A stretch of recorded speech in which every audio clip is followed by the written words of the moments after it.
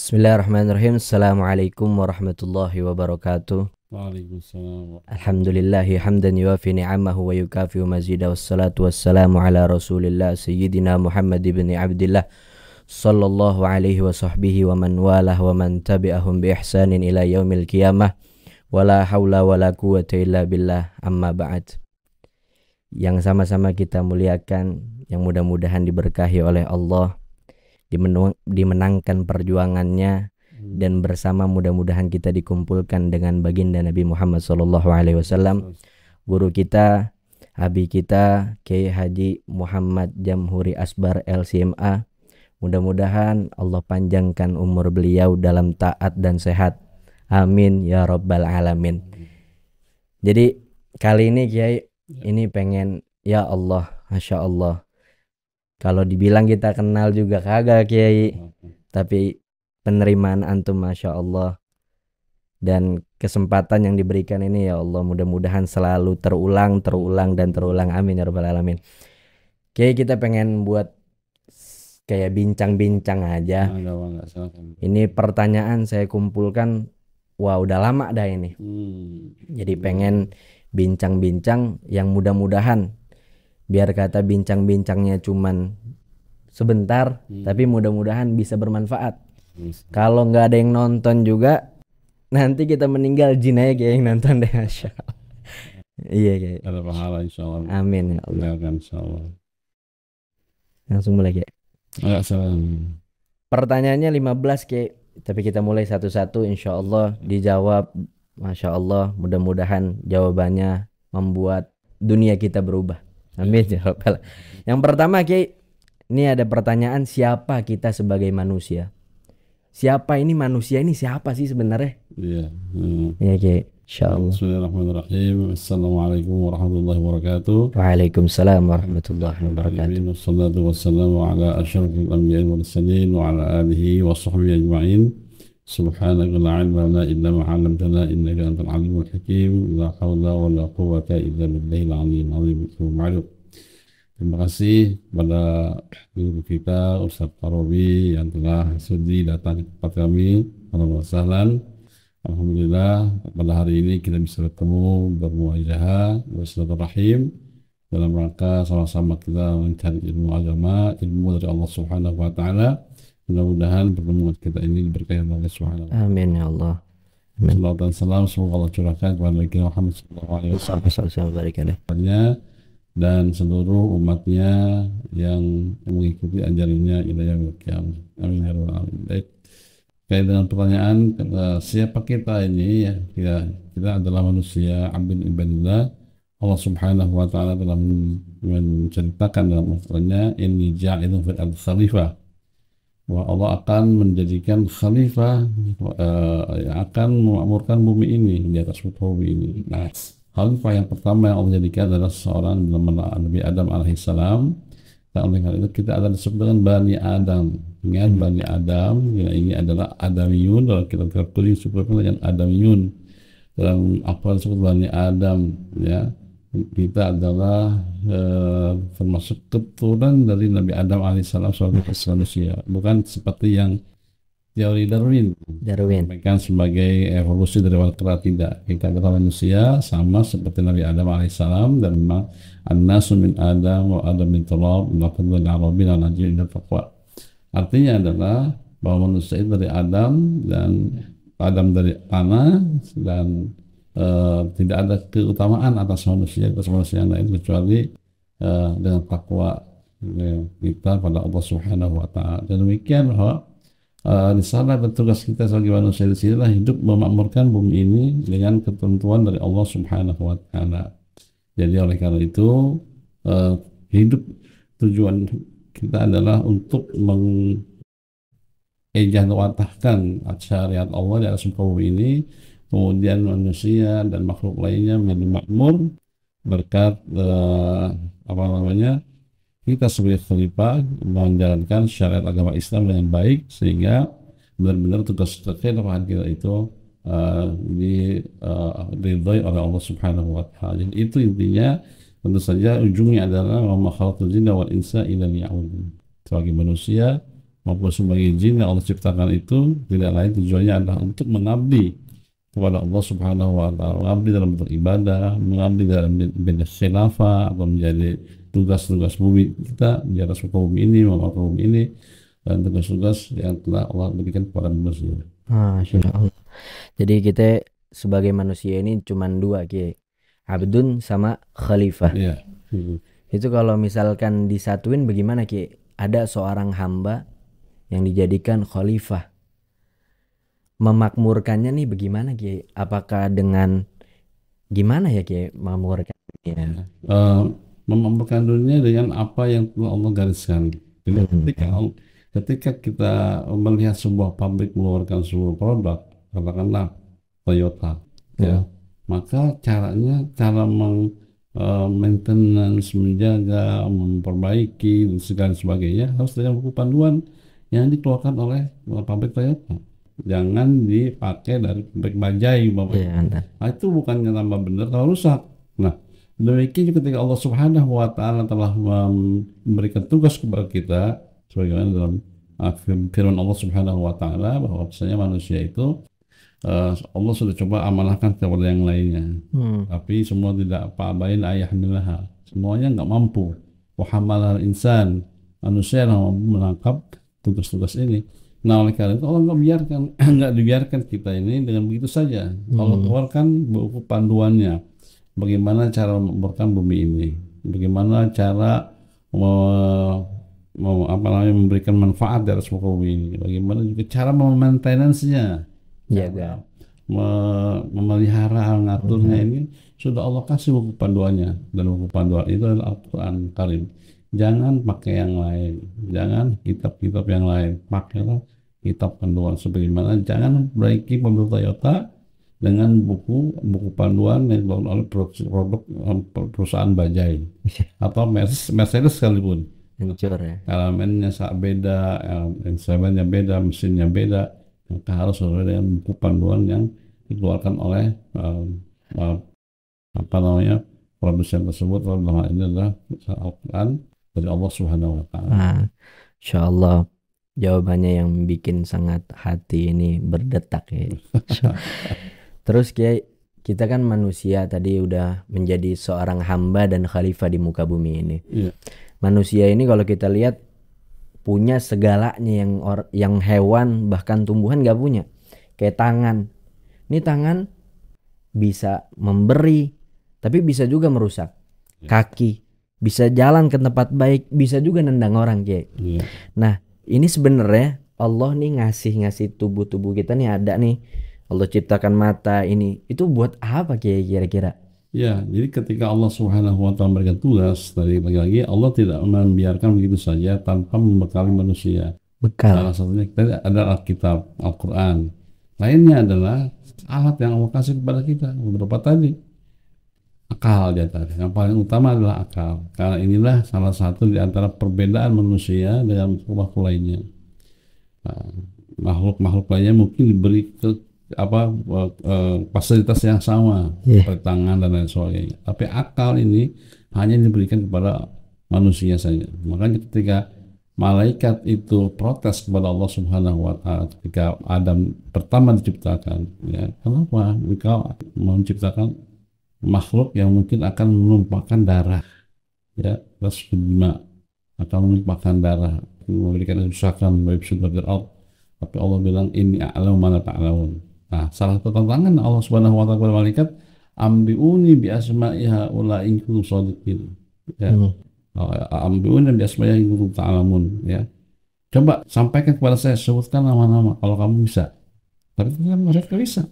Allah yang mengajarkan Adam, mu'allama Adam al-asma'a kullaha. Semuanya Allah mengajarkan semua asma sampai masalah-masalah yang belum ditemukan kayak amuba, kayak atom-atom yang kecil, nama-nama atom bisa ada nama itu. Kenapa? Karena sejatinya manusia sudah dibekali ilmu oleh Allah Subhanahu wa taala tentang hal itu. Maka Allah tidak membiarkan sebuah tugas kepada kita kecuali Allah membekali perangkat-perangkatnya. Karena itu Allah menegaskan la yukallifullahu nafsan illa wus'aha. Allah tidak memberi sebuah tugas kecuali kita mampu untuk melaksanakannya. Itu pasti. Jadi tadi perangkatnya tangan, kaki semua itu untuk menjadi khalifah di muka bumi ini. Betul. Jadi semuanya dalam rangka mengabdi kepada Allah Subhanahu wa taala.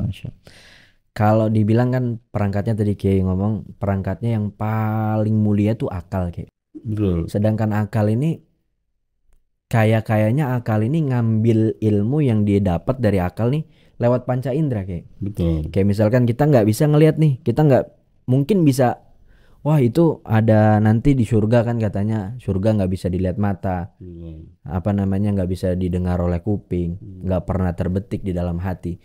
Berarti gimana caranya itu akal bisa tahu Kiai, ini baik, ini buruk, ini sebelum ini Kiai, sebelum nanti kita kan ada ajaran apa namanya agama Islam, ada Al-Quran, ada hadis.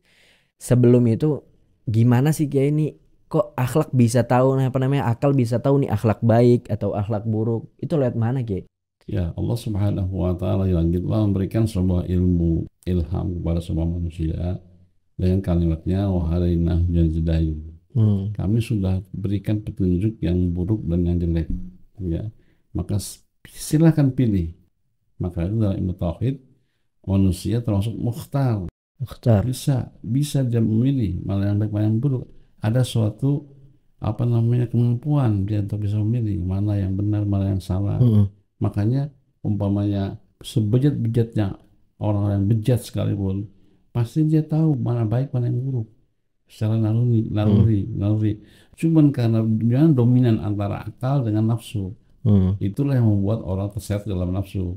Jadi pada hakikatnya kita semua telah diberikan suatu kemampuan untuk bisa menerka mana yang baik mana yang buruk. Nah, selain itu Allah Subhanahu wa taala juga telah berikan kita untuk taat kepada Allah. Karena dengan taat kita menjadi takwa. Kalau menjadi orang takwa lebih kuat lagi. Kenapa? Karena orang yang takwa lah yang mampu bisa mendalam banget mana yang benar mana yang salah. Di era yang penuh dengan informasi yang cepat begini, kadang kita bingung mana yang benar mana yang salah, berita yang mana yang berita salah mana yang benar, kita nggak tahu. Nah, Allah Subhanahu wa taala katakan in tattaqullah yaj'al lakum furqanan. Kalau kamu bertakwa kepada Allah Subhanahu wa taala, Allah berikan potensi kamu bisa membedakan Allah mana yang benar mana yang salah. Maaf, di masa informasi yang begitu cepat sekarang ini kita nggak tahu. Kadang-kadang yang salah dibilang benar, yang benar dibilang salah.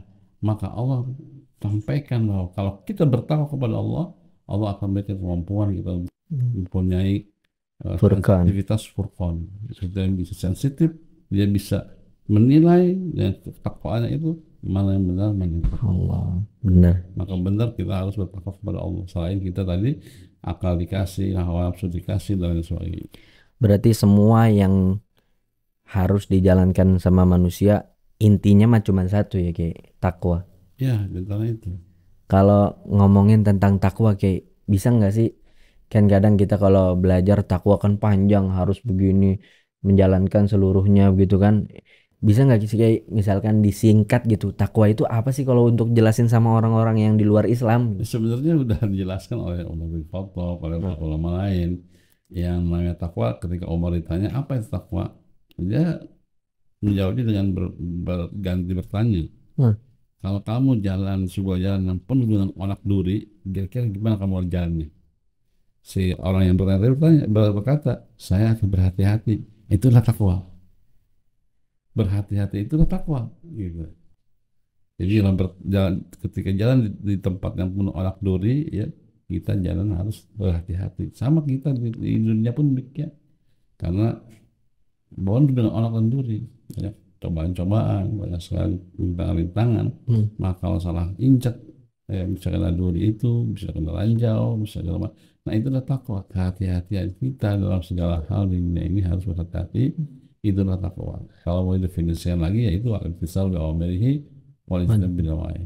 Itu melaksanakan perintah Allah dan menjauhi segala larangan. Jadi dua sisi itu dalam hidup kita. Satu sisi kita taat perintah Allah, satu sisi kita menjauhi larangannya. Kadang-kadang kita melaksanakan perintahnya, tapi melaksanakan juga larangannya. Gitu. Jadi itu bukan takwa, ya itu jitak ketawa. Jitak ketawa ya. Nah, jadi kita harus tahu juga bahwasanya itu. Jadi takwa yang benar itu adalah apa namanya tadi, dia berhati-hati melaksanakan perintah Allah dengan sebaik-baiknya, menjauhi segala yang dilarangnya, gitu. Dan bersamaan di waktu yang sama selain menjalankan perintah Allah dia menjauhi larangan juga. Itu kan seperti takwa.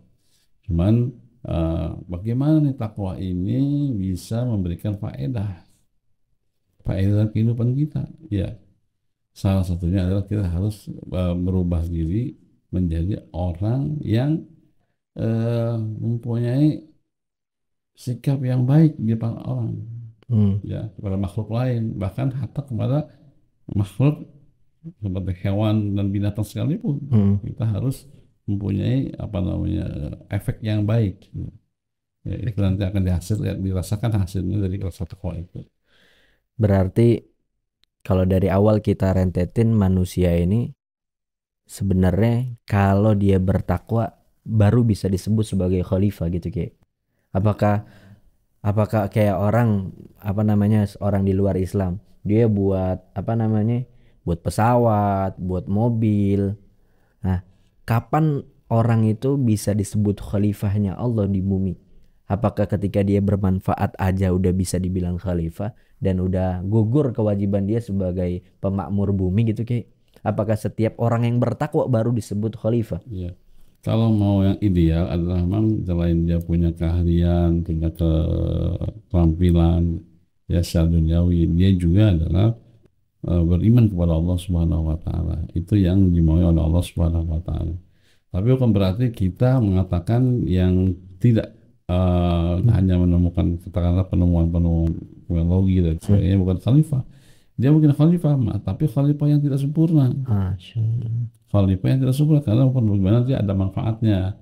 Penemuan ini, penemuan teknologi, penemuan ini mungkin dia boleh dijadikan khalifah. Cuman khalifahnya ini khalifah yang masih ada kekurangan. Apalagi kekurangan itu merupakan bagian daripada keimanan. Itu sangat fatal sekali kekurangannya. Karena itu Allah datang dengan Al-Qur'annya supaya bumi ini aman, sejahtera, sentosa gitu. Karena dia bisa menemukan nuklir, tapi dipakai untuk ngebom orang, melumpuhkan orang. Dia bisa menemukan penyakit, tapi dia malah menyebarkan, bukan malah menghilangkan. Dia menemukan tahu teknologi, tapi dia bikin malah judi online. Judi online bukan nggak tahu komputer tuh, teknologinya hebat ya judi online itu, ya. Dia bagaimana bandarnya bisa memprogram, bisa menang terus itu pakai ilmu itu. Tapi ilmunya bukan ilmu dari Allah Subhanahu wa taala. Makanya dalam Al-Qur'an disebutkan Iqra bismi rabbikal ladzi khalaq. Bacalah dengan nama Tuhanmu. Kalau bacalah saja, Iqra saja tanpa bismi rabbikal akan timbul paham ateis, akan timbul paham pemisahan agama yang disebut dengan sekulerisme. Atau kita Iqra bismillahirrahmanirrahim saja tapi nggak Iqra akan timbul khurafat, akan timbul nanti ajaran sesat. Dan sekarang orang ngaku nabi lah, orang bisa bahasa Nabi Nuh lah, segala macam, bisa Sulaiman lah, segala macam yang bisa dia mengerti. Nah itu adalah mungkin bismillahirrahmanirrahim saja tanpa ada Iqra, ilmu pengetahuan sebenarnya. Maka dua itu penting. Ketika kita mempelajari ilmu pengetahuan, kita juga harus Iqra. Bismillahirrahmanirrahim. Ketika kita bismillahirrahmanirrahim harus juga dengan ilmu yang mantap sehingga tidak salah dalam kita beribadah kepada Allah Subhanahu wa taala. Insyaallah. Ini kalau nyari omongan kayak gini nyari di kitab nggak ketemu ini kayak. Insyaallah. Terus kayak ini kita kan sebelum ngomongin orang muslim sendiri, ketika orang pengen masuk Islam, yang dilihat kan Islam teroris, yang dilihat Islam tukang ngebunuh orang. Ada tetangga saya aja Islam tapi kerjanya maling gitu kayak. Nah kalau kita belajar kan dulu di pesantren, masya Allah di pesantren Multazam, mudah-mudahan jangan berhenti di sini sampai terus pahalanya ngalir terus. Kita udah masuk kuburan masih ngalir, masya Allah. Orang sholat ngalir. Nah kayak kalau belajar pesantren, agama Islam kan cuma 3 kayak. Rukun iman, rukun Islam, sama rukun ihsan. Nah, banyak orang sekarang kalau lagi ngaji agama, gimana caranya bisa terbang, bisa ngilang. Nah, jadi ketika ngaji agama dia cari yang kayak gitu-gitu, padahal dia nggak tahu tuh tiangnya yang asli itu apa, gitu kayak. Bisa mungkin dijelaskan untuk kita kayak dengan bahasa yang mungkin dimengerti sama orang gitu. Jadi apa itu rukun iman, rukun Islam sama rukun ihsan kayak. Itu sudah dijelaskan ya dalam sebuah hadis, disebut hadis Jibril. Ketika Jibril datang dalam bentuk manusia bertanya kepada Rasulullah SAW, Allah SWT iman, akhirnya Islam, akhirnya Islam, sikapnya begitu, dan jawab masing-masing. Rukun iman pada 6, rukun Islam pada 5 yang kita tahu. Ihsan itu anta'budallah ka'annaka tarahu fa in lam takun tarahu fa innahu yaraka. Engkau beribadah kepada Allah seakan-akan kau melihat Allah. Kalau nggak mampu, maka yakinlah Allah itu melihat kita. Nah, kalau saya ibaratkan seperti segitiga begini. Segitiga ya? Segitiga.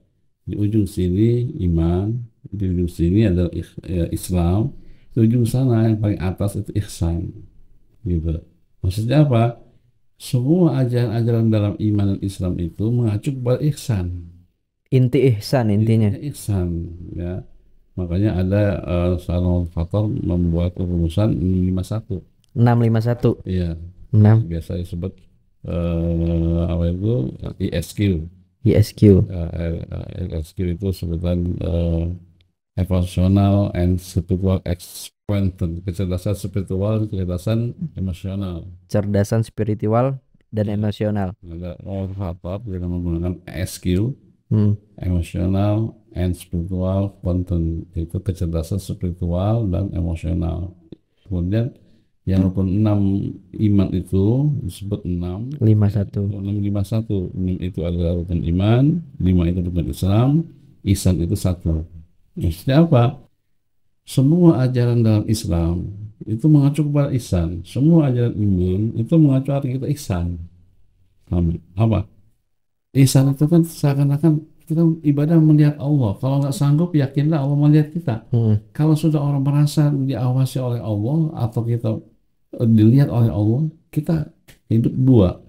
Kita hati-hati dalam hidup itu kalau diawasi oleh Allah. Yang kedua optimis. Optimisme apa? Karena pasti Allah bersama dia. Sebagaimana Rasulullah SAW ketika bersembunyi di gua, la tahzan innallaha ma'ana. Ma'iyatullah, kebersamaan dengan Allah sangat penting. Ini tujuan daripada kelakuan rukun-rukun dalam Islam dan ihsan dan iman. Itu akan menuju pada ihsan. Ihsan itu artinya berlaku baik, muhsin. Wallahu yuhibbul muhsinin. Pelakunya semua muhsin. Coba kalau kita kaji sekarang. Salat aja. Apa manfaat salat? Tanha anil fahsya wal munkar. Jadi membuat orang bersikap ihsan, baik. Puasa juga ya.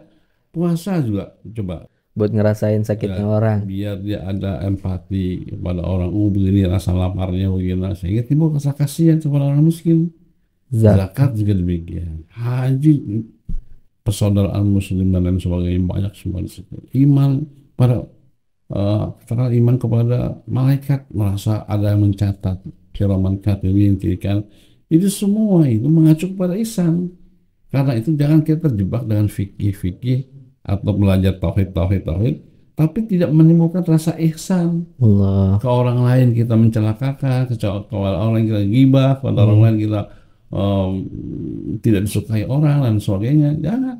Kita harus menjadi duta Allah. Duta Allah. Kalau Allah itu bersifat rahim, jadilah kita rahim. Kalau itu rahman, jadilah rahman. Supaya apa? Supaya makhluk itu mengenal Allah melalui kita. Kita jadi duta Allah. Kita bersifat umpamanya ar-ra'uf, orang yang kasih sayang atau lembut, latif. Jadilah kita duta Allah Subhanahu wa taala. Supaya orang mengenal bagaimana Allah bersifat baik, karena kita menjadi mencontoh kebaikan sifat-sifat Allah Subhanahu wa taala.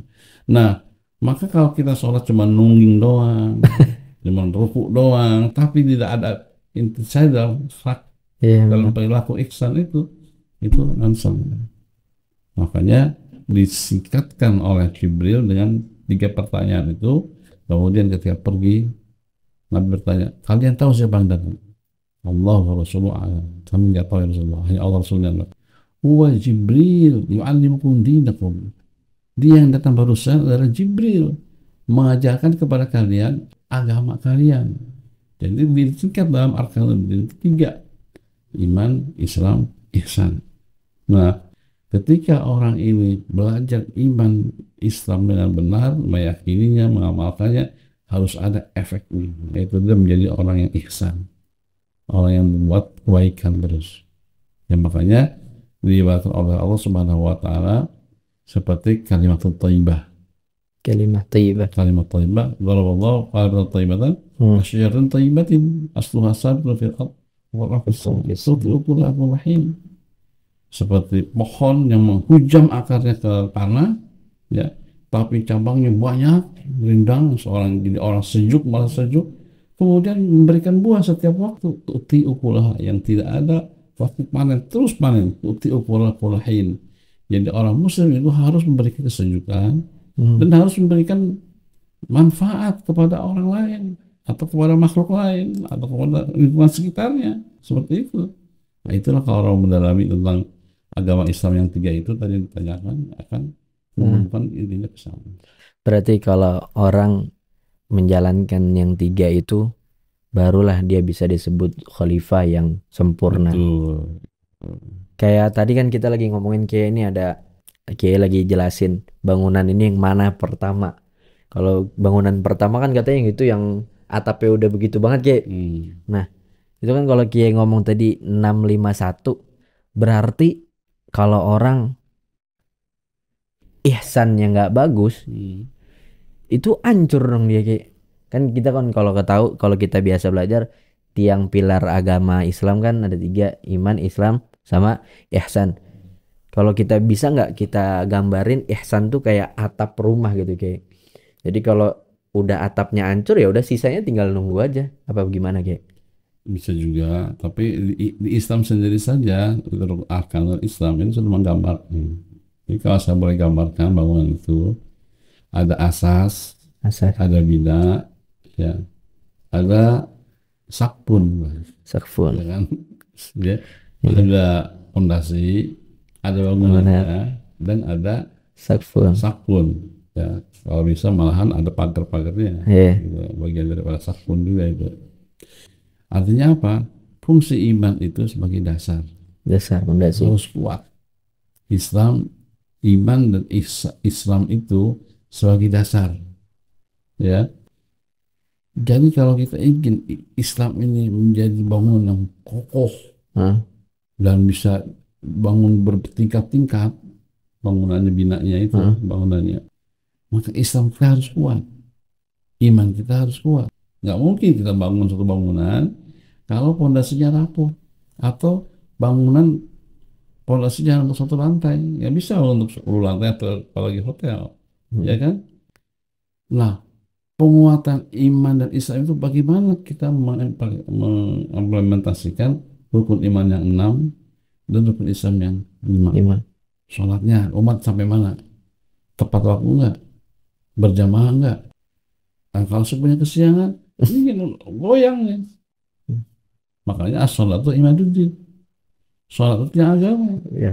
Nah, dia tidak akan bisa kuat, apalagi mau tinggi suara dan orang non-muslim dikagum dengan Islam itu. Nggak bisa kalau bangunannya nggak bisa kuat. Nah, kalau albinanya itu barulah sistem-sistem yang lainnya. Sistem tentang kesehatan, sistem tentang ekonomi, sistem tentang muamalah, sistem tentang kenegaraan, sistem tentang masyarakatan, kesenian, olahraga, itu semua itu bina bangunannya. Itu bangunannya tuh, ya. Nah, kalau sakpun dan pagar itu diibaratkan adalah seperti termasuk al-mu'ayyidat, penguat ataupun yang menopang, yang apa istilahnya, menjadi penyempurna yang penting, vital. Karena kalau kita rumah nggak ada atapnya, kehujanan, panasan, gitu ya. Kalau nggak ada pagar, ya, itu akan masuk binatang-binatang ke rumah kita. Apakah itu kambing, kerbau, anjing, babi, mungkin bisa berak di rumah kita. Nah, pagar dan atap itu adalah seperti syariat jihad. Ya, syariat jihad. Kita nggak usah manggil-manggil orang suruh kita ngantangin berantem, nggak usah. Tapi menjaga pagar itu dari masuknya orang-orang yang tidak bertanggung jawab ingin menghancurkan Islam dari pihak luar. Dari pihak luar. Nah, adapun maintenance dalamnya rumah itu adalah dengan cara amar ma'ruf nahi munkar secara internal sama umat Islam. Amar ma'ruf nahi munkar itu memerintahkan kepada kebaikan, kemudian meninggalkan segala kemungkaran, kemungkaran. Dan itulah akan menjadi sebaik-baik umat ketika mereka masih ta'muruna bil ma'ruf wa tanhauna 'anil munkar. Kuntum khairu ummatin ukhrijat lin-nasi ta'muruna bil ma'ruf wa tanhauna 'anil munkar. Barulah itu bisa terjadi umat jadi unggul ketika ada ma'ruf dan munkar. Kenapa? Ada orang nggak sholat, kita amar ma'ruf, suruh sholat. Karena 1-2 nggak sholat dibiarkan, keluarga kita biarkan nggak sholat, ini akan jadi rayap di rumah kita, di rumah Islam ini loh. Benar. Kita akan menghancurkan tiangnya nih dari dalam. Kan as-sholat itu ibaduddin. Faman tarakaha faqad hadamaddin. Waman aqamaha faqad aqamaddin. Salat itu tiang agama. Siapa yang melaksanakannya, maka dia mendirikan tiang itu, menguatkan tiang. Siapa yang meninggalkan sholat, sama aja dia menghancurkan tiang itu. Nah, ketika ada umat di dalam internal kita, ada yang nggak sholat, asik nonton TV dan sebagainya, ini diam-diam menghancurkan Islam, menghancurkan bangunan Islam. Karena itu kita wajib amar ma'ruf. Ada kemaksiatan, perzinahan, lokalisasi, ada penjudian, ada judol, sebagainya. Kita harus nahi munkar, bikin aturan yang memayungi supaya tidak ada perempuan dan munkar lain. Ini akan menghancurkan bangunan Islam dari dalam. Nah, ada dari luar orang kafir kalau mau nyerang tuh, nah, itulah pagar. Fungsi pagar itu, ya kita nggak usah kata Nabi berangan-angan la tamanau liqal adu. Jangan kamu berangan-angan menemu musuh. Jangan berangan ingin ketemu musuh, jangan. Tapi kalau fa'in laqitumuhu pas butuh. Kalau kamu ketemu baru kamu tahan. Tepat. Nah, itu fungsi daripada ini. Belum kita bicara tentang iman, tentang ihsan di Islam sendiri gitu. Nah, ihsan itu nanti muayyidatnya itu adalah tadi atap dengan pagar itu menjadi bagian daripada integral dalam menjaga Islam dengan sempurna. Kalau pagar berarti orang kafir nih, orang di luar Islam, jangan ngomong orang kafir deh. Karena kan kita juga menurut mereka kita kan orang kafir. Enggak, maksudnya orang di luar Islam. Berarti mereka nggak usah ngelihat ke dalamnya gitu, nggak usah ngelihat rukun imannya atau rukun Islamnya. Nggak, berarti kan sekarang kan mereka lagi di luar nih. Belum ngelihat dong, Kiai. Berarti dia ngelihat pagernya gitu ya. Tapi kalau orang mau tamu kan kita salah. Enggak, kalau misalkan dia belum masuk nih. Namanya kan dia masih ngeliat. Berarti yang dilihat pager ya. Berarti yang dilihat akhlaknya gitu ya. Iya, diantaranya itu yang kita tampilkan apanya segala macam. Cuman tadi saya mengkoleksi kalimat non-muslim atau non-muslim dengan kafir. Sebenarnya lebih sopan kafir. Kenapa itu kayak? Karena kafir itu dari bahasa Inggris cover masih tertutup dia hatinya, tertutup imannya gitu. Dari iman ketutup, artinya masih ada harapan, masih terbuka. Kalau non muslim itu selamat, dia nggak selamat, itu lebih radikal. Lebih radikal kalau dibanding non muslim. Mantap. Ya, oleh karena itu juga tidak ada ayat ya ayyuhal non muslim, yang ada ya ayyuhal kafirun. Sebenarnya Allah sopan ya Allah. Sopan kepada orang-orang kafir, nyebutin kafir karena dia masih tertutup, masih ada kemungkinan terbuka. Tapi kalau muslim nggak selamat, non tidak muslim selamat. Kita sudah menjustis tuh kalau gitu. Sebenarnya salah kalau mereka protes, jangan kami sebut kafir. sebut saya muslim. Justru muslim itu kalimat yang Tidak sangat menghargai tidak menghargai. Allah. Makanya nih ada buku nih sentilan sentilin Allah, Masya Allah. Terus kayak nih kan Nabi Muhammad SAW bersabda, wa ma bu'ithu illa liutammima makarimal akhlak. Aku nggak diutus kecuali untuk menyempurnakan akhlak. Itu gimana Ki? Padahal pada waktu itu orang kan punya anak cewek langsung dibunuh, dikubur hidup-hidup. Orang perzinaan lagi merajalelanya. Itu akhlak yang mana yang disempurnain Ki? Kalau Ya, jadi kalau kita mau melihat lagi, makanya oleh karena itu kita merevisi, mengevaluasi lagi lembaga pendidikan Islam. hmm, Pertama, sekarang kalau hanya belajar ilmu hanya untuk ilmu saja, sudah ada apa Google. di Google, sudah ada AI, Iya, ya, informasi intelligence. iya. Antum nanya apa aja bisa dijawab. Yang tidak bisa sekarang adalah orang apapun juga adalah bimbingan jadi akhlak yang terbaik. Makanya Nabi nggak muluk-muluk akhlak. Masa katakan tadi, kalau antum belajar tafsir, belajar agama Islam, fikih, itu tujuannya agar terjadi ihsan tadi, akhlak. Akhlak lagi. Makanya ilmu Islam tiga kan, iman, Islam, dan ihsan. Iman itu berkaitan dengan tauhid yang harus terhujam dalam hati kita. Kita percaya adanya Allah, Allah memberikan rezeki kepada kita, tidak Tuhan selain Dia yang kita sembah, dan seterusnya dengan Rasul-Rasulnya. Yang kedua aplikasi, amal. Yang pertama belajar dalam ilmu tauhid atau ilmu usuluddin, ilmu kalam. Yang kedua itu syariah. Amal. Syariah itu sudah pekerjaan, sudah amal. Dipelajari ilmu fikih. Apa di fikih yang dia bahas? Masuk WC dibahas, bangun tidur dibahas, mau tidur lagi dibahas. Sholat kita, kerja kita, bergaul suami istri dibahas, semua dibahas. Semua yang bentuk al-amaliyah. Makanya fikih itu adalah ilmu bil ahkam syar'iyyatil amaliyah, bukan i'tiqadiyah. Ilmu yang membahas tentang yang bersifat amali, gitu. Semua diatur. Nah itu dalam bina tadi ada di situ. Ya, semua ekonomi atau peperangan, aturan kenegaraan dan sebagainya ada di situ. Nah yang terakhir itu ihsan, itu akhlak. Dipelajari biasanya dalam ilmu suluk atau ilmu tasawuf. Berkaitan dengan amal qalb, terutama rasa ridho, rasa tawakal, rasa qanaah, rasa sabar. Itu ada apa ya? Ada konsekuensinya, termasuk juga kebalikannya, nggak sabar gimana, nggak tawakal gimana, nggak qanaah gimana, nggak ridho gimana, ada juga di situ. Nah, kalau sudah sifatnya baik semua seperti qanaah, ridho, apa, inilah yang menunjukkan akhlak. Nah, itulah tujuan dari hadis tadi itu.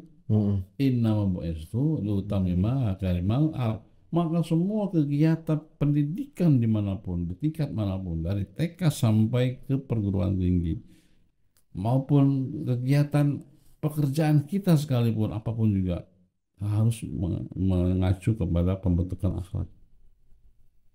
Kalau itu tidak dilakukan, maka model pendidikan, modern pendidikan semodern apapun, sehebat apapun, kalau dia mengaku pendidikan Islam itu enggak berhasil. Nah, tadi kalau hanya ilmu untuk ilmu, ada Google. Ada AI, ada semuanya, tinggal klik keluar. Yang tidak mungkin bisa dijamah adalah tentang itulah yang disebut dengan integritas. Melahirkan orang-orang yang jujur. Orang pintar banyak, tapi yang pintar gak jujur banyak. Tapi orang yang tidak, orang pintar tapi nggak jujur itu banyak.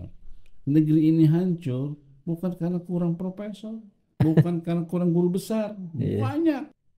Tapi kenapa hancur? Karena banyak yang tidak jujur.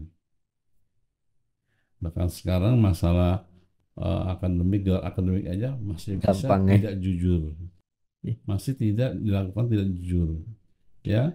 Nah, maka Allah Subhanahu wa Ta'ala mengatakan, siapa itu orang-orang yang yang kita sering doa supaya kita berada di jalan yang lurus. Hmm. Ihdinas shiratal mustaqim. 7 kali sehari kita baca. Siapa itu orangnya? Shiratal ladzina an'amta 'alaihim. Itu adalah shiratal mustaqim, itu shiratal ladzina an'amta 'alaihim. Yaitu jalan yang pernah dilewati, dijalani oleh orang-orang yang telah engkau beri nikmat ya Allah kepada mereka. Siapa? Di surat An-Nisa. Wa may yuti'illah rasulahu fa innahum ma'al ladzina an'amta 'alaihim minan nabiyyin wasiddiqin wasyuhada'i wassalihin. Wa may yuti'illah rasulahu fa ulaika ma'al ladzina an'amta 'alaihim minan nabiyyin wasiddiqin wasyuhada'i wassalihin. Jalan yang siratal mustaqim itu jalan yang pernah dilewatin oleh para nabi ini. Yang kedua sedikit. Orang yang jujur, bukan orang alimin. Bahkan tidak mengatakan alimin, alimin, enggak, sedikit orang jujur. Itulah benar-benar kemudian syuhada, paling tidak sholihin. Tapi semuanya siddiqin, syuhada, sholihin, kayaknya semuanya tuh yang akhlaknya baik. Iya, semuanya akhlak kan Allah, karena tujuannya tadi inama bu'istu memang kalimat akhlak. Jadi semua ajaran Islam akan kembali kepada pembentukan akhlak. Maka ada pembiasaan disiplin waktu dengan sholat, ada pembiasaan siapa jati diri kita, inna sholat wa nusuk ya. Ada pembiasaan kita bagaimana supaya menjaga konsentrasi kita dalam sholat, ya, supaya nggak batal bagaimana. Itu semua adalah training dari Allah secara masif yang sifatnya tiap hari.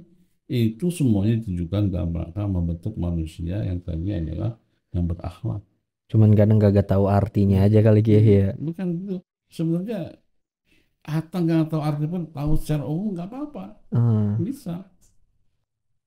Dia akan nanti gampang jika kita dia ada tugas disiplin dengan jamnya, karena kita ada sholat. Dia juga akan merasa diawasi oleh Allah Subhanahu Wa Taala. Dia tidak berbuat curang dalam aktivitas. Tapi yang aneh kalau dibilang tadi kan iman yang belajar udah banyak ya kan, Islam yang belajar udah banyak, tapi nggak ada lomba akhlak ya. Gimana tuh kayak Multazam ngadain kali nih lomba akhlak. Iya. Gimana caranya itu tapi? Saya teringat dengan film yang dibuat oleh Deddy Mizwar. Deddy Mizwar. Ya, kalau nonton tuh di YouTube cari ya, judulnya itu Kiamat Sudah Dekat. Kiamat Sudah Dekat. Nah, jadi kisahkan gitu, ada orang yang tampilannya nggak baik, ya karena lulusan Amerika, mau melamar seorang gadis anak ustaz, ya. Disyaratkan lah oleh ustaz itu, kamu harus bisa ngaji. Padahal dia pernah ngaji, dia mau ngaji. Disyaratkan lah dia harus bisa sholat, bisa sholat. Akhirnya mungkin maksudnya adalah supaya tidak jadi meminang anaknya, dia misalkan harus cari ilmu ikhlas. Kaji dalam ihsan, dalam rukun ihsan, ikhlas itu, ya kan. Nah, akhirnya dia cari di semua teman-temannya yang satu band, satu permainan itu, semuanya suruh nyari buku tentang ikhlas. Allah. Cari semua. Wah, belum ketemu juga tuh ilmunya. Nah, sementara yang udah ada tetangganya, temennya, anak temennya sedang kuliah di Mesir, ya, yang sudah mau dipinang juga, maksudnya mau dijodohkan sama anaknya ini. Ya. Dilombain ya. Dia ngadu, kalau dia nggak datang seminggu ini dari Mesir, masih kuliah di Mesir S2 ya. Kalau nggak datang nggak jadi. Kiamat lah, kiamat gitu, jadi gitu kiamat lah. Nah, akhirnya datang.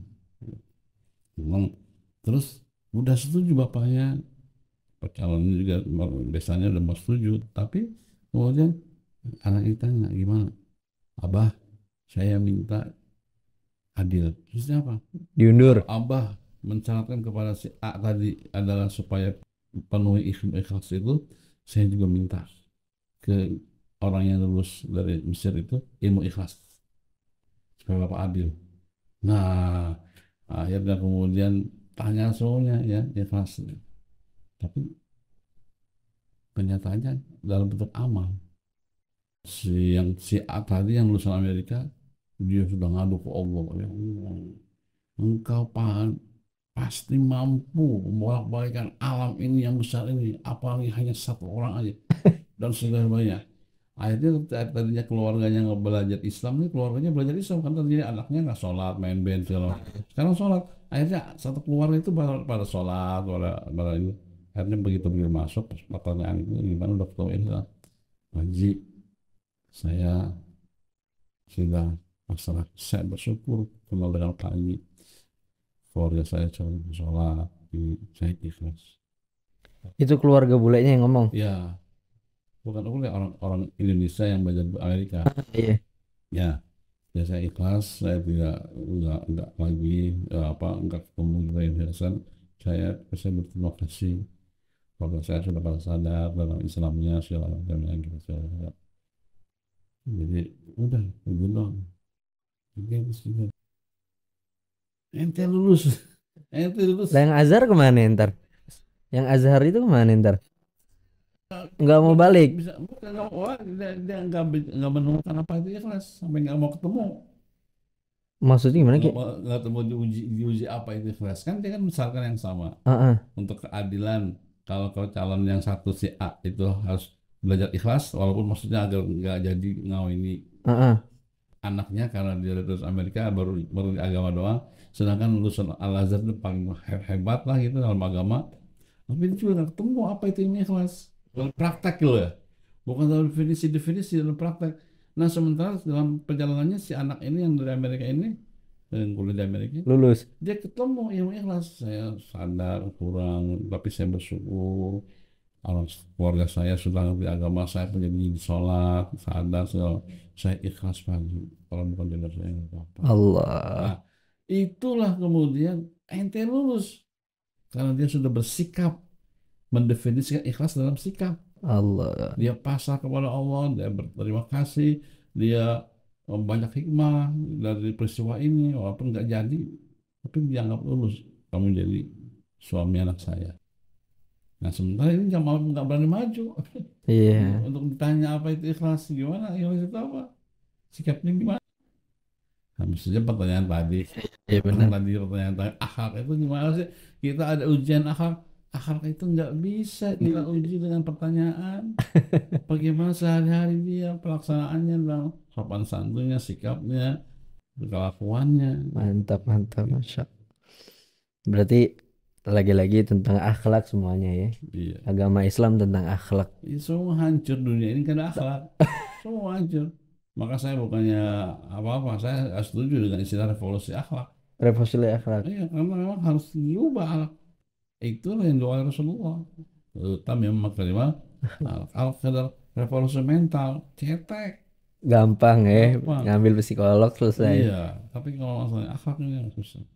Insya Maaf, Allah. kita juga, saya pribadi mungkin masih jauh. Sebenarnya jadi renungan kita semua. Renungan. Kenapa pendidikan kita mungkin dan tempat tentang meluluskan anak-anak orang-orang yang berakhlak. Insya Allah akhlak, revolusi akhlak Habib Rizik, Masya Allah.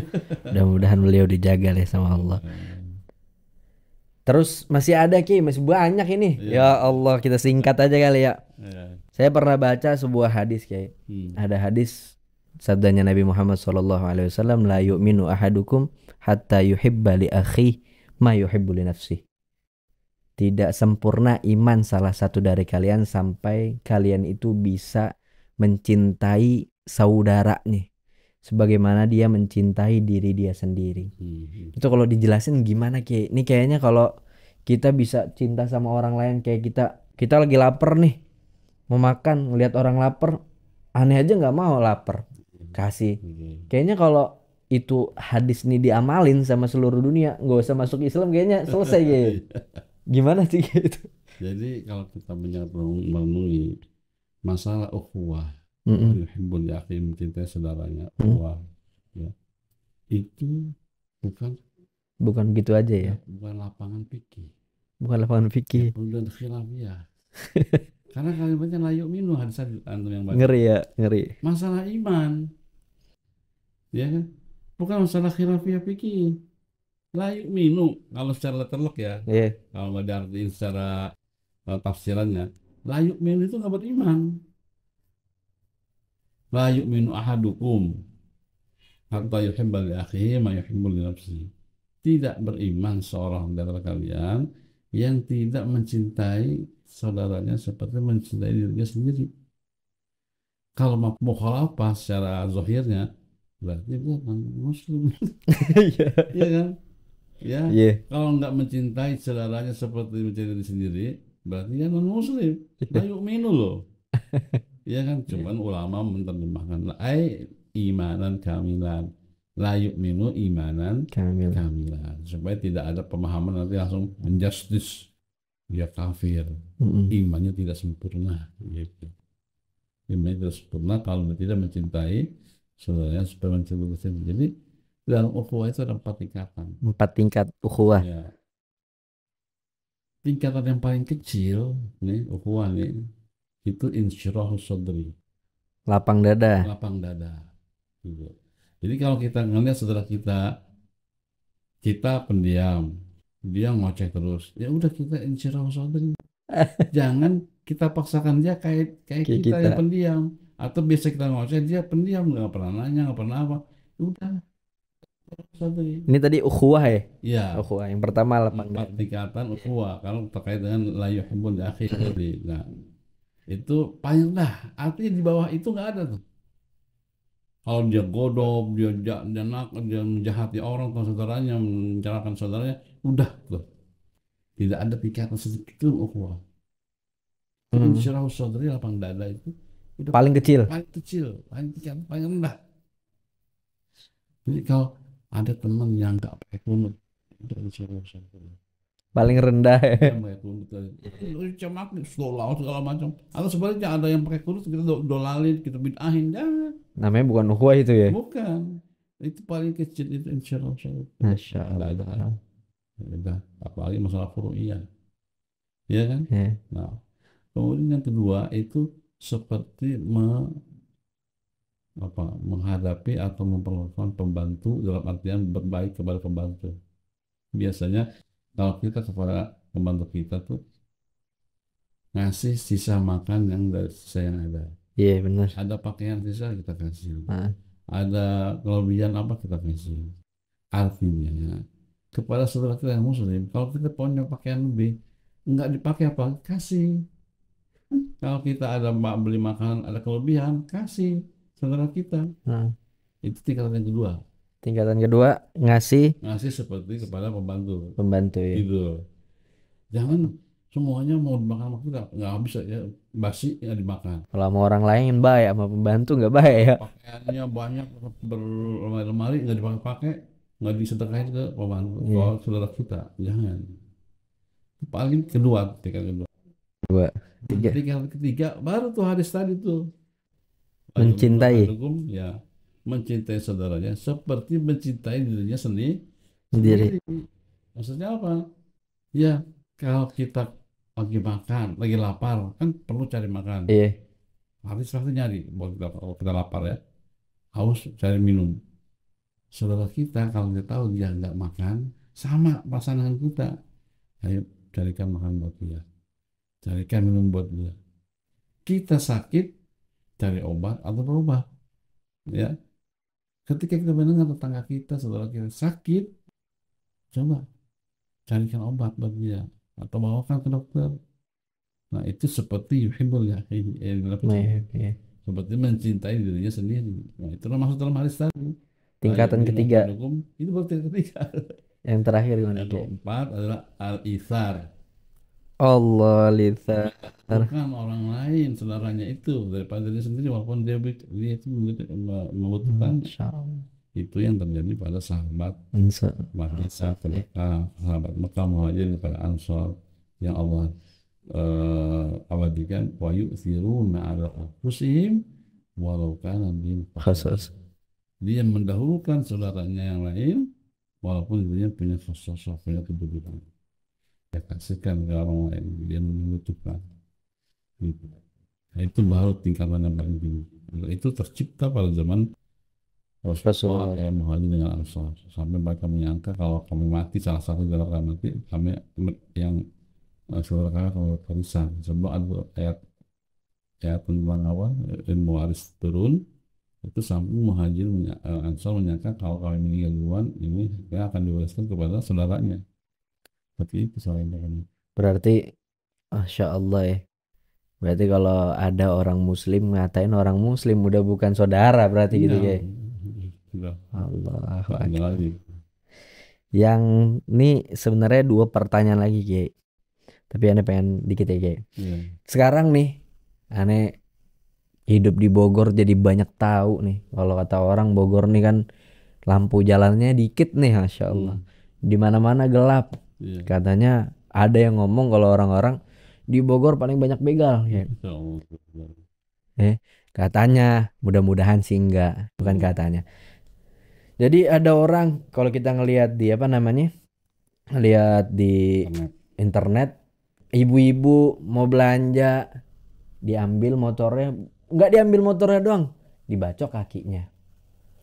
Nah, satu. Terus ada tukang sayur lagi jalan, dibacok tangannya. Nah, kejadian-kejadian itu banyak banget kayak.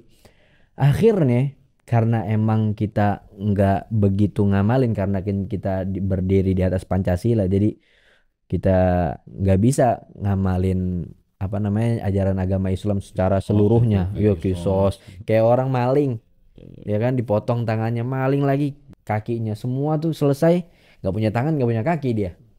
Nah akhirnya orang-orang sekarang ada maling dipukulin, ada maling dipukulin, maling ayam meninggal, maling kambing meninggal. Nah itu bagaimana Kiai ya untuk ngasih tahu bahwasannya walaupun kita nggak pakai hukum Islam secara keseluruhan gitu, itu bagaimana biar apa namanya menurunkan angka itu gitu. Ketahuan begal nih langsung dipukulin, darah-darah meninggal. Jadi banyak banget kayak gitu.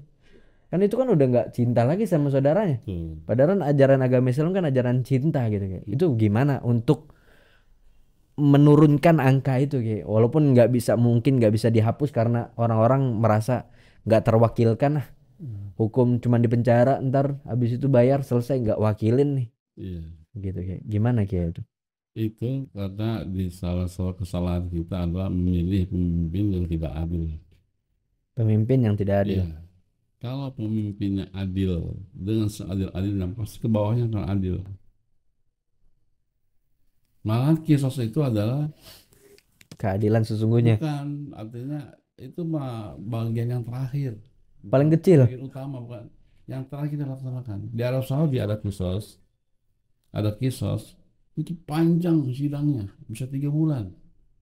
Kalau sudah pasti dia itu benar-benar membunuh dengan rukun-rukunnya, dengan segala fenomenanya itu, memenuhi syarat untuk kisos, baru dikisos. Tapi sidangnya sampai 3 bulan.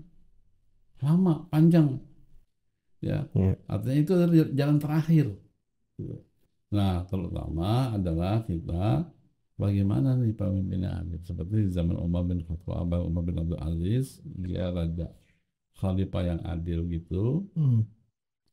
Selama pemerintahan dia, ya tidak ada keributan, apalagi kejahatan. Kenapa? Karena sudah adil sehingga rakyat akan sejahtera. Di zaman Umar bin Abdul Aziz sampai bingung pemerintah membagikan zakat. Saking banyaknya. Sekarang mereka sudah mampu semua, merasa sudah mampu. Tapi bukan mustahil, kamu zaki. Kenapa? Karena sifat adilnya dari pemimpinnya itu. Gitu. Sampai ada petugas zakat ngedata mustahik gitu. Nggak ada bingungan. Ada salah satu orang yang dia teragu ini mustahik bukan. Kenapa? Dia punya kendaraan 3. Onta punya, kuda punya, keledai punya. Wong kaya gitu ya. Kalau kita mah sekarang umpamanya ada Alphard, ada Toyota biasa, terus ada yang mobil cumi, ya motor lah gitu. Keledai ini motor lah gitu ya, ya minimarket gitu ya, tetap lah. Tapi katanya dia gorim, punya utang. Kan bingung, punya utang, kendalanya 3. Mm-mm. Si zakat jangan nih, mustahil kan nih, gitu kan? Kan gorim. Iya. Nah, apa ke Omar Aziz? Khalifah, Amir Mu'minin, kita dapetin orang gorim. Tapi yang ketiga, ada rumahnya. Gimana ya? Kasih. Dia mustahil. Oh, minal zalimin. Allah. Standar orang miskin saat itu punya antara 3. Lah sekarang. Nah, sekarang mencet waktu aja kredit.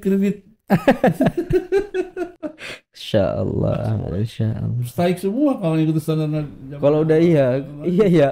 dan berarti artinya kesejahteraan tercapai secara otomatis. Kenapa? Karena Pemimpin adil. pemimpinnya adil.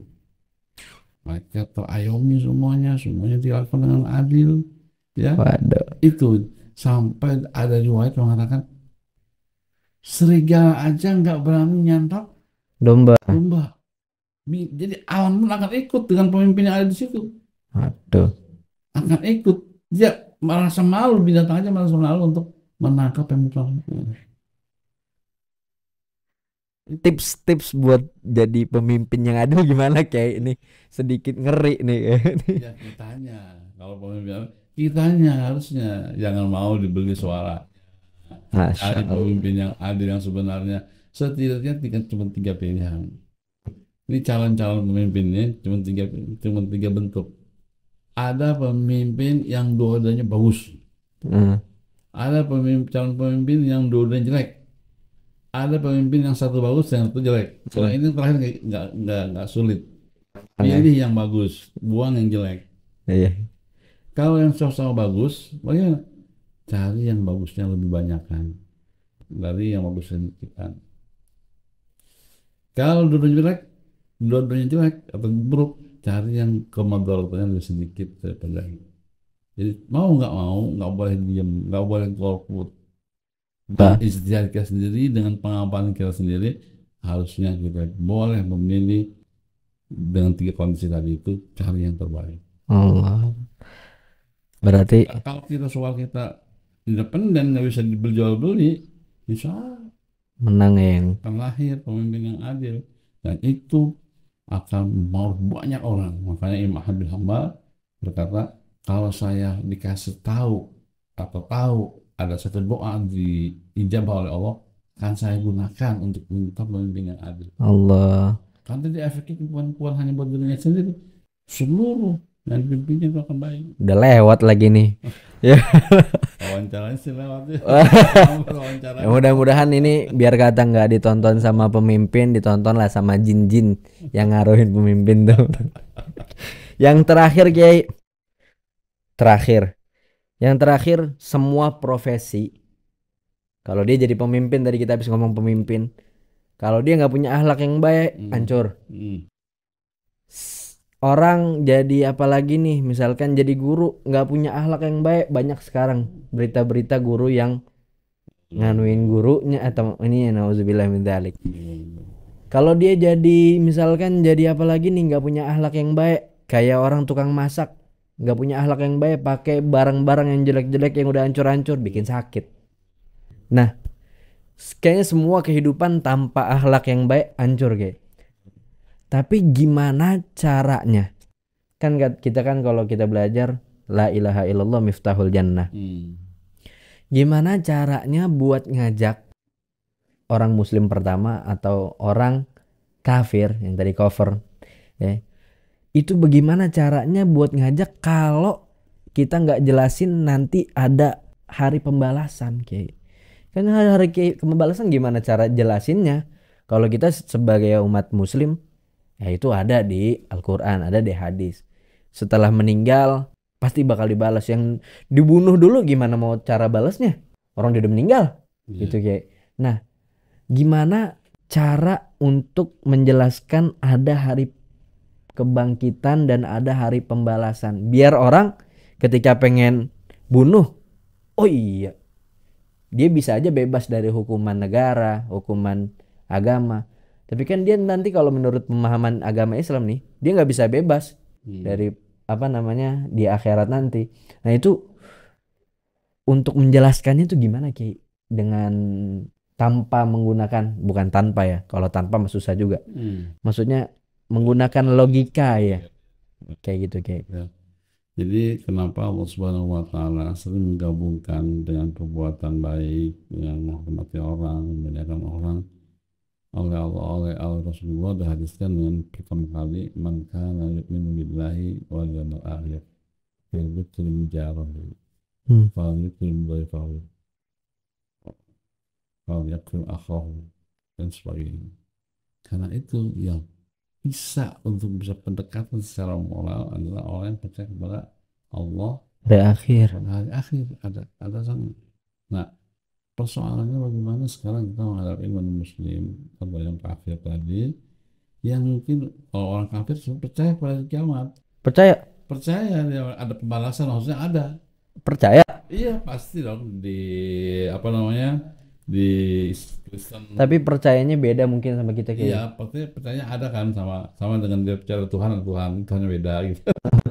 Dengan cara kasar yang beda. Ada orang Hindu percaya dengan karma, balasan karma, pasti ada, semua perbuatan ada karma. Tapi kan di dunia itu mah Ya, omongannya. bahwa dunia kan itu kan memberikan efek, memberikan efek ya. Ada juga di hari kiamat, di hari akhir itu, mungkin hari namanya lain, bukan hari kiamat kayak gitu. Nah, bagaimana sebenarnya percaya pada hari kiamat itu sesuatu yang bisa dilogikakan dan ilmiah, bukan bisa dilogikakan dan ilmiah.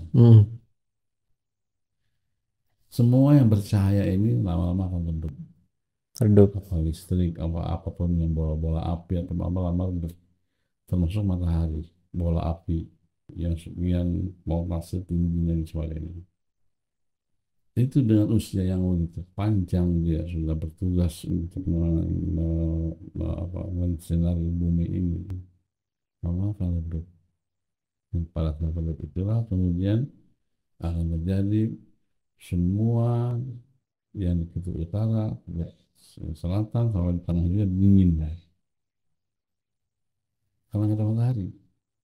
Akhirnya apa yang terjadi? Akhirnya yang terjadi adalah ya gravitasi berubah dan sebagainya berubah, sehingga akan menjadi turun-turun. Itu secara ilmiahnya. Atau juga sekarang manusia menghadapi namanya global warming, pemanasan global. Ya, gimana global warming ini mempengaruhi semuanya karena adanya polusi udara dan sebagainya, sehingga terjadi udara sejuk kayak panas tiba-tiba, puncak sejuk, sekarang panas karena sudah banyak karbon yang terbuang dari kendaraan, dari pabrik dan lain-lain. Nah, pemanasan global ini malah justru nanti di kutub utara, kutub selatan yang ternyata jadi salju akan menjadi cair. Ketika cair jadi gelombang lautan yang akan menutup pulau-pulau yang ada. Berarti itu tanda-tanda hari kiamat. Maksudnya adalah kerusakan secara keseluruhan. Artinya kalau kita nggak bisa ngomong kepada orang-orang saintifis, kalau dengan pendekatan agama dia nggak masuk, bicara dengan cara seperti ini, sehingga apa yang kita cari selama ini dunia habis. Oke, sekarang gini, kami orang Islam diajarkan untuk percaya kepada akhir kiamat. Dengan demikian kami hati-hati di sini, nggak berzina, nggak ada bahasanya, ya kan? Andai kata menurut Anda hari kiamat nggak ada dan betul-betul nggak ada, umpamanya, mereka beriman pasti ada alasan benar hari kiamat. Andai kata betul-betul nggak ada juga, kami udah aman di dunia. Dengan tidak berzina, kami bebas dari penyakit kelamin. Dengan tidak minum khamar, kami bebas dari paru-paru kami, kesehatan kami. Dengan tidak mencuri, orang semua aman. Kami tidak ada yang disakitin, ya kan? Gitu. Andai kata di hari kiamat gak ada, kami sudah aman dia, dan banyak positifnya. Sedangkan Anda yang tidak percaya kepada hari kiamat, banyak negatifnya. Karena Anda merasa bahwa berzina itu nggak ada balasannya. Kalau berzina tidak penyakit, warga rukun, ribet, kemudian secara sosial nggak benar. Kemudian Anda juga mencuri, kalau ketahuan boleh korupsi, kalau ketahuan boleh Hmm. hanya merugikan orang, ya kan? Kemudian minum khamar, bawa rusak badan segala Hmm. macam. Andai kata nggak ada hari kiamat nanti, dunia aja udah rusak, dunia aja udah rugi. Apalagi kalau ada hari kiamat, benar-benar ada, itu pasti ada. La raiba fihi kata Allah itu, nggak ada keraguan, ya. Lebih berangsek lagi dari kiamat. Jadi Apalagi kalau habis untungnya nggak percaya kepada hari kiamat, apa untungnya? untungnya. Apa untungnya nggak percaya pada hari kiamat? Kalau kami ada untungnya, percaya nggak percaya ada untungnya. Apalagi percaya, untung banget. Masya Gitu. Allah. Apalagi habis ngomong kayak gitu tiba-tiba dia dibunuh sama orang ya. Gimana cara? Ya Masya Allah. Closing kayak ini, closing terakhir ya Allah nih biar kata ngumpul-ngumpul gini nih, ngobrol-ngobrol biasa-biasa sambil ketawa-ketawa, mudah-mudahan bawa manfaat Kiai. Ini mudah-mudahan sih jangan yang terakhir Kiai, besok mah jalan lagi nih kita, Masya Allah. Yang closing, buat closing terakhir Kiai, apa namanya, gimana sih tips ya, gimana sih tips biar kita itu bisa, ya kalau kata Habib Rizik sih, revolusi akhlak. Itu tips kan ya mulai pasti dari diri sendiri. Itu yang bikin bisa kita semangat biar kita bisa memperbaiki diri sendiri, terlebih apa namanya orang-orang sekitar kita. Itu gimana Ki ya tipsnya biar kita bisa semangat gitu Ki? Ya, sebenarnya dalam berbagai awalnya sistem pendidikan itu harusnya mengacu pada surat Al-Baqarah atau 51 ayat. Nama asal fikum rasulan minkum yatlu alaikum ayati wa yuzakkikum Hmm. wa yu'allimukum kitab wal hikmata wa yu'allimukum ma lam takunu ta'lamun. Sebagaimana kami itu seorang rasul yang membaca kepada kalian Al-Quran, yaitu alim ayat ini. Kemudian yuzakikum, mentazkiyah kalian.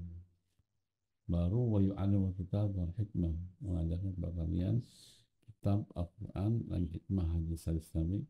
Wa yu'allimukum ma lam takunu ta'lamun, dan ilmu yang belum pernah tahu sebelumnya kalian. Komputer, tentang uranium, tentang biologi, tentang apa saja. Sebelum itu semua apa? Tazkiyah. Sucikan diri kita. Hatta mau belajar agama pun sucikan dulu. Hmm. Berapa banyak pakar-pakar yang kuliah di fakultas-fakultas agama, Hmm. bukannya tambah benar, tambah Blinger. ya, sehingga ada semacam apa namanya hobi orang kepada urusan agama. Dia bukan meyakinkan orang, membuat orang ragu. Iya benar. Dia bilang kalau iblis itu ada tauhidnya murni karena dia nggak mau sujud kepada Adam, semuanya sujud kepada Allah. Gimana nggak beliau? Allah. Dia belajar agama menafsirkan hadis ayat salah karena tidak dizakikum.